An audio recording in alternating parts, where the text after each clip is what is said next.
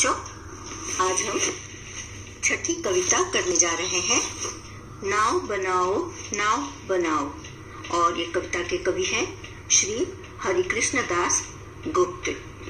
देखें इस कविता में कवि बच्चों से क्या कहना चाहते हैं। नाव बनाओ भैया मेरे जल्दी आओ। वह देखो पानी आया है, घिर घिर कर बादल छाया है, 7 समुंदर भर लाया है। तुम रस का सागर भर लाओ, भैया मेरे जल्दी आओ। यह जो लड़का है, छोटा बालक, वह आकाश में छाए हुए काले बादलों को देखकर बारिश होने की कामना करता है और उसे आशा है कि अब जोरदार बारिश होगी। तो ऐसे मौसम में नाव बनाने की उसने सोची है और नाव बनाने में उसे उसकी भैया मदद करेंगी। वो क्या कहता है, वह देखो पानी आया है, जोरदार बारिश होगी, अभी बादल छाए हुए हैं, घिर कर काले बादल है, आकाश में पूरी तरह से घिर गए हैं, 7 समुंदर भर लाया है।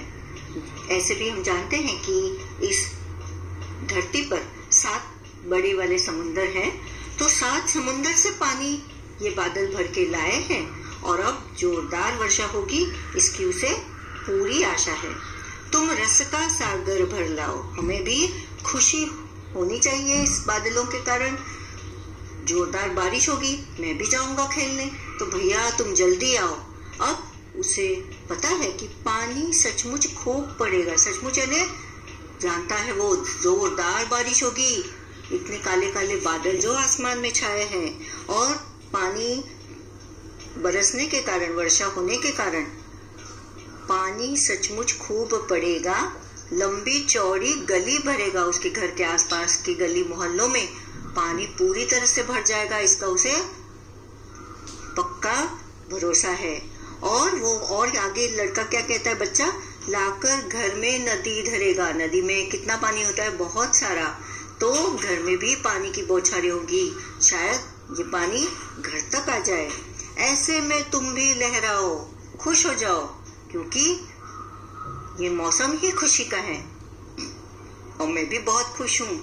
तो भैया मेरे तुम जल्दी आओ। और अभी क्या करना है, काले बादल छाए हुए हैं, जोरदार वर्षा होगी, गली में घरों के आसपास जहाँ देखो वहाँ नदी की तरह दृश्य होगा। सदृश्य यानी उसकी तरह, जहाँ देखो वहाँ पानी पानी। और ऐसे पानी में नाव बनाना और छोड़ना कितनी हर्षमयी बात है, बहुत खुशी की बात होगी। ऐसे में तुम भी लहराओ, भैया मेरे जल्दी आओ। गुल्लक भारी अपनी खोलो। बच्चे को पता है कि उसके गुल्लक में ज्यादा पैसे नहीं है, लेकिन जो बड़े भैया है उसकी गुल्लक भारी है, उसमें ज्यादा पैसे है। तो हल्की मेरी नहीं टटोलो। मेरी गुल्लक को टटोलने की, देखने की कि उसमें कितने पैसे है जरूरत नहीं है, क्योंकि मेरी तो हल्की है, उसमें ज्यादा पैसे हो ही नहीं सकते। पर तुम्हारी गुल्लक जो है भारी है, उसमें ज्यादा पैसे होंगे। पैसे नए नए ही रोलो। तो नए नए पैसे लाकर हमें कुछ करना है। क्या करना है, फिर बाजार लपक तुम जाओ, भैया मेरे जल्दी आओ। ऐसे हर्षीले मौसम में जल्दी जल्दी बाजार जाओ।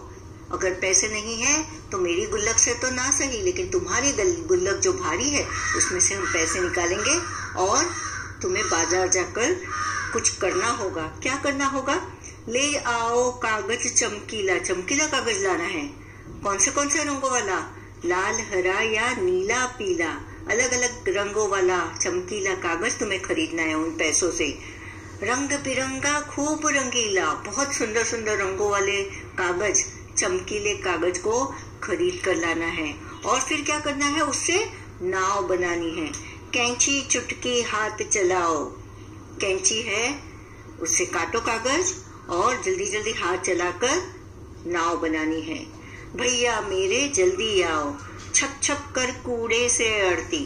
अब जब नाव हम पानी में छोड़ेंगे तब कभी कभी क्या होता है, आजू बाजू इर्द गिर्द जो जमीन पर कूड़ा कचरा होता है उससे अड़ जाती है, लेकिन फिर वो आगे बढ़ जाती है। पानी का रेला ऐसे ही आता है पीछे से कि फिर से उसे अपनी राह दिखाई देती है नाव को और वो आगे बढ़ जाती है। बूंदों लहरों से बूंदों लहरों लड़ती बढ़ती।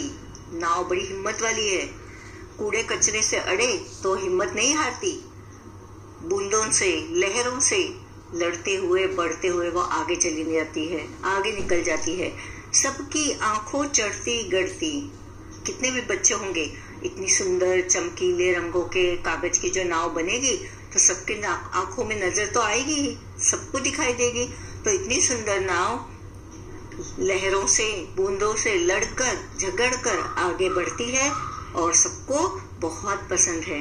नाव तैरा मुझको हर्षाओ। तो भैया इस तरह से नाव तैरा कर, नाव बनाकर उसको तैराओ और मुझे आनंद का मौका दो, मुझे हर्षाओ। हर्ष यानी आनंद। भैया मेरे जल्दी आओ। क्या कहते मेरे क्या बस का? क्यों? तब फिर यह किसके बस का? भैया तुम ऐसे क्यों कहते हो कि ये मेरे बस का नहीं है? क्यों पूछ रहे हो? तो फिर किसके बस का है? ये किसके बस की बात है? आसान तो बात है, तुम्हारे बस की है। खोट सभी बस आलस का। मैं जानता हूँ तुम ये कर सकते हो। अपने गुल्लक में से पैसे लेकर लपक कर मार्केट जा सकते हो, बाजार से रंग बिरंगी चमकीले सुंदर रंगीले कागज लाकर उसकी नाव बना सकते हो और नाव को हम जब पानी में छोड़ेंगे तो वो बूंदों से लड़ती झगड़ती आगे बढ़ेगी और मुझे खुशियां देगी। तो लेकिन तुम तो कह रहे हो कि मेरे बस की बात नहीं। तो मैं जानता हूँ ऐसा कहना गलत है। क्यों? ये तो बस आलस के कारण तुम ऐसा कह रहे हो। ऐसा नहीं है। तुम आलस छोड़ो, आलस छोड़ो, सब कर पाओ। जब तुम आलस छोड़ दोगे तो सब कर पाओगे। भैया मेरे जल्दी आओ। इस तरह से हरिकृष्ण गुप्त जी की एक सुंदर कविता है और इसमें बच्चों को आलस छोड़ने के लिए कहा है। अब यहाँ कविता से पूछा है, क्या कहते मेरे क्या बस का? अभी सबसे पहला भैया ने क्या बहाना किया? क्यों? भैया ने बहाना किया कि क्या बाजार जाकर कागज लाकर नाव बनाना मेरे बस का है? क्या ये मेरे बस का है? उसने ये बहाना बनाया क्योंकि उसमें आलस भरा था। बूंदों लहरों लड़ती बढ़ती। कौन बूंदों और लहरों से लड़ती हुए आगे बढ़ रही है? रंगीन चमकीली नाव जिसमें लाल हरे नीले पीले रंग है, ऐसी नाव बूंदों और लहरों से लड़ते हुए आगे बढ़ रही है। गुल्लक भारी अपनी खोलो। किसकी गुल्लक भारी है? किसकी गुल्लक हल्की है? बड़े भैया की गुल्लक भारी है और बच्चे की गुल्लक हल्की है। एक बार फिर से कविता पढ़ो। इस कविता में एक नाव के बनने और पानी में सफर करने की कहानी छिपी है। मान लो तुम ही वह नाव हो। अब अपनी कहानी सबको सुनाओ। शुरुआत हम कर देते हैं। मैं एक नाव हूँ, मैं कागज से बनी हूँ। मुझे एक लड़के ने बनाया, उसका नाम तो मुझे नहीं पता, पर जैसे ही आकाश में काले बादल छाए, लड़का मुझे बनाने के लिए तरस गया। उसकी गुल्लक हल्की थी, पर उसके बड़े भैया की गुल्लक भारी हुई थी, भरी हुई थी, भारी थी। बाजार से नीले हरे लाल रंग के कागज से मुझे बनाया गया। मैं बूंदों से लहरों से अड़ती हूँ बढ़ती हूँ, सबकी आंखों में चढ़ती गढ़ती हूँ।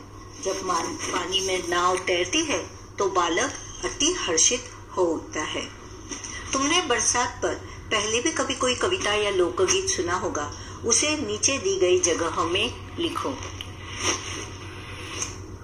बारिश की एक कविता, उसके सिर्फ 2 पैराग्राफ यहाँ हम दिए जा रहे हैं। सुमित्रा नंदन पंत जी की बहुत ही सुंदर कविता है। बारिश। झमझम झमझम मेघ बरसते हैं सावन के, छम छम बूंदे छम छम छम गिरती बूंदे तरुओं से छनके। चमचम बिजली चमक रही रे उर में घन के, थम थम दिन के तम में सपने जगते मन के। ऐसे पागल बादल बरसे नहीं धरा पर, जल फुहार बौछारे धारे गिरती झरझर।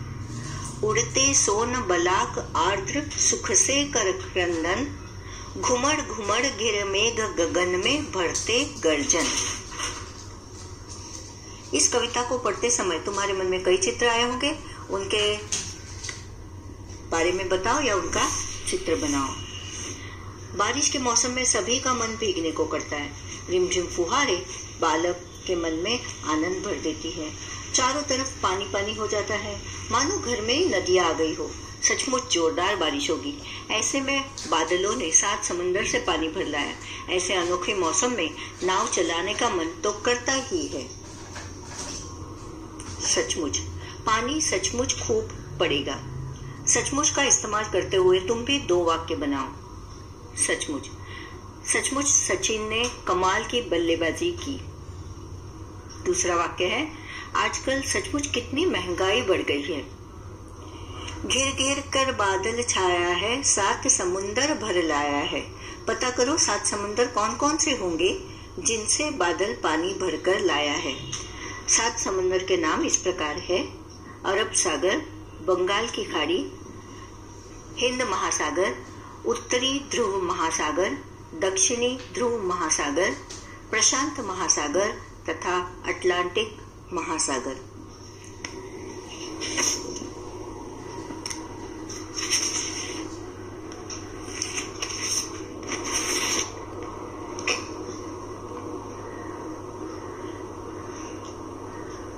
क्या सचमुच बारिश के बादल समुद्र से पानी लाते हैं? वे इतना सारा पानी कैसे लाते होंगे? आपस में बातचीत करके पता करो। गर्मी के दिनों में समुद्र के पानी की भाप बनती है। आसमान में जो धूल के कण होते हैं उसके इर्द गिर्द जमकर बादल बनकर ऊपर उठते हैं। फिर इन बादलों को ठंडी हवा लगते ही बारिश होती है। आई बरसात। बरसात के दिनों में अक्सर घरों के दरवाजे और खिड़कियों से पानी की बौछार आ जाती है। कभी कभी छत से पानी टपकता है, सीलन भी आ जाती है। ऐसी स्थितियों से निपटने के लिए तुम्हारे घर में क्या क्या किया जाता है? बारिश का मौसम शुरू होने से पहले ही छतों पर प्लास्टिक डाला जाता है। घर के आगे अच्छी सी डोरमेट लगाई जाती है ताकि पानी के कीचड़ वाले पांव लेकर लोग अंदर घर में ना आए। घर के बाहर एक बाल्टी रखी जाती है जिसमें छाते को रखने के लिए जगह बनाई जाती है। और इसके बाद अगर घर में कहीं सीलन भरा कोना हो तो उसे साफ करके रंग कराया जाता है। बारिश के मौसम में गलियों और सड़कों पर पानी भर जाता है। तुम्हारे मोहल्ले और घर के आसपास बारिश आने पर क्या क्या होता है बताओ।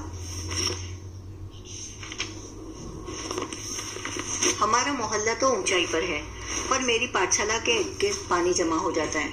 उससे निकलना बड़ा मुश्किल हो जाता है। पानी गड्ढे, छाता, बस्ता संभालकर पाठशाला तक पहुंचना बड़ा कठिन काम हो जाता है। पिछले साल रिमझिम में तुमने पढ़ा था कि बनाना काम वाला शब्द होता है। काम वाले शब्दों को क्रिया कहते हैं। इस कविता में ढेर सारी क्रियाएं या काम वाले शब्द आए हैं। उन्हें छांटो और नीचे लिखो। तो इसमें से है भरना, बढ़ना, पढ़ना, धरना, छोड़ना, छाना, छा जाना, चढ़ना, खोलना, आना, लाना। अब उन्होंने कहा है कि तुमने जो क्रियाएं छांटी है वर्णमाला के हिसाब से उसके आगे 1, 2, 3 आदि लिखकर उन्हें क्रम से लगाओ। तो सबसे पहले स्वर क्रिया जो है स्वर से शुरू होती है वो होगी आना। फिर हमारे व्यंजन शुरू होते हैं क ख ग घ। तो सब क से कोई क्रिया नहीं है तो ख। तो पहला है आना, 2 है दूसरी क्रिया है खोलना, तीसरी है चढ़ना, चौथी है छा जाना, 5वीं है छोड़ना, 6ठी है धरना, 7वीं क्रिया पढ़ना, 8वीं है बढ़ना, 9वीं है भरना और 10वीं क्रिया है लाना। बच्चों, मुझे उम्मीद है ये कविता आपको बहुत पसंद आई होगी। धन्यवाद।